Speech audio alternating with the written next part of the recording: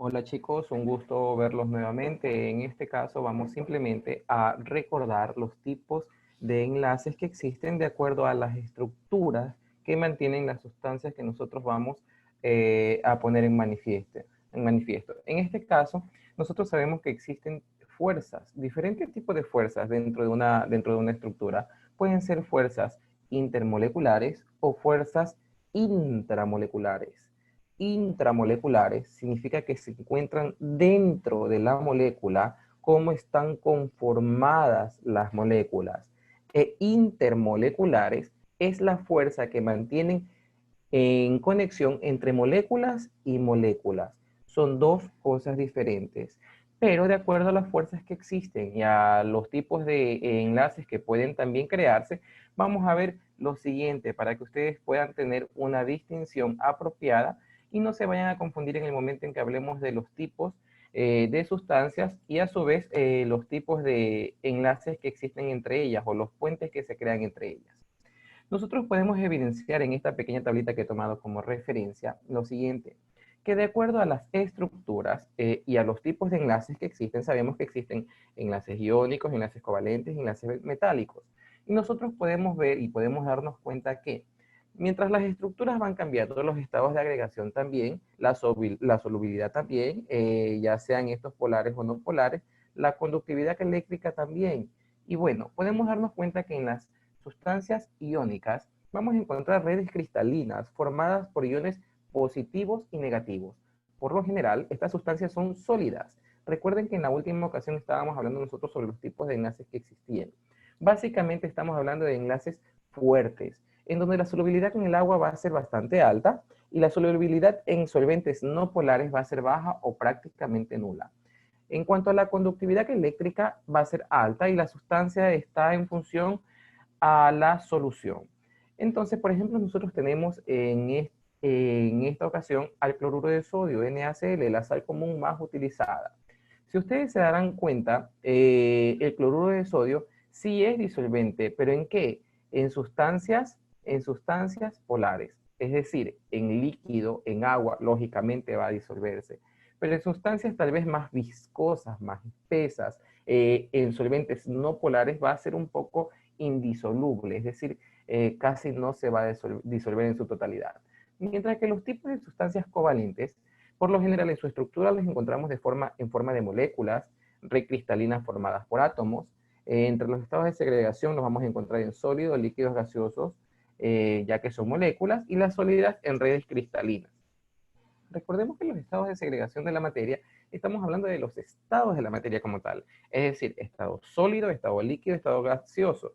Los tres estados naturales que por lo general son más recordados a nivel general, aunque sabemos perfectamente que existen dos estados más, ¿no? Sublimación regresiva y sublimación progresiva, que es el paso del estado del gaseoso al sólido sin pasar por el líquido, de una al otro y del otro de regreso, ¿no? Por eso es sublimación progresiva y sublimación regresiva.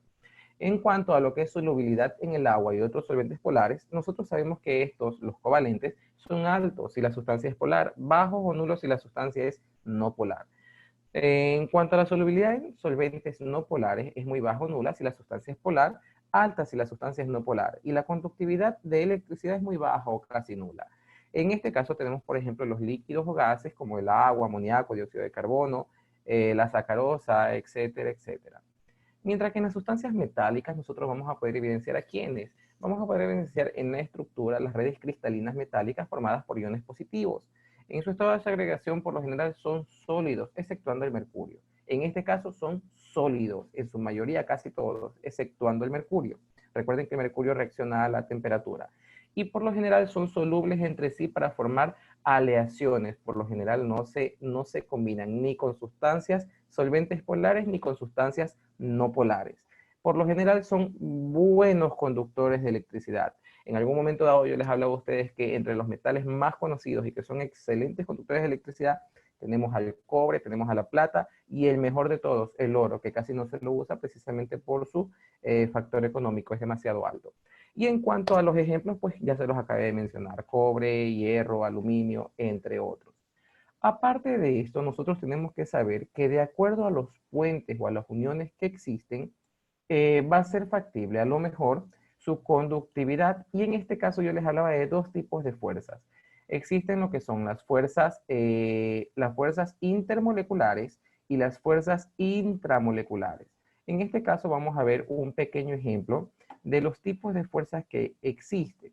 En este caso, de acuerdo a lo que les estoy mencionando, existen tres que son las básicas o más conocidas, que son las fuerzas intermoleculares, es decir, entre moléculas, no de manera interna, entre moléculas. Ya vimos nosotros hace un momento lo que era de manera interna, ahora vamos a ver entre moléculas, cuáles son los puentes que se pueden formar o cuáles son las fuerzas que existen. En este caso, la fuerza de London está por lo general referida al peso de la sustancia. Son polares y también son apolares. Se las conoce como fuerzas un poco más debilitadas y que dependen básicamente del peso que existe dentro de la estructura.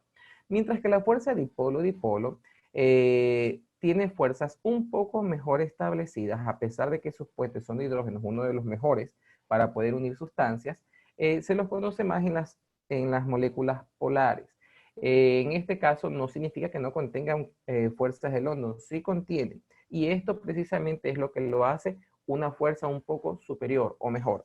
Y en cuanto a la última fuerza, que es a la fuerza de puentes de hidrógeno, es la mejor para unir moléculas, pero lógicamente no todas las moléculas entre sí. Por lo general, las mejores, más fuertes, ya que es la recopilación de fuerzas de London, de fuerzas dipolo-dipolo, y aparte tiene puentes de hidrógeno, los mejores conductores o los mejores puentes para poder unir el hidrógeno va a ser mediante el FON, conocido como FON. Nosotros sabemos que FON es, en este caso, el fósforo, el oxígeno, el nitrógeno, ¿no?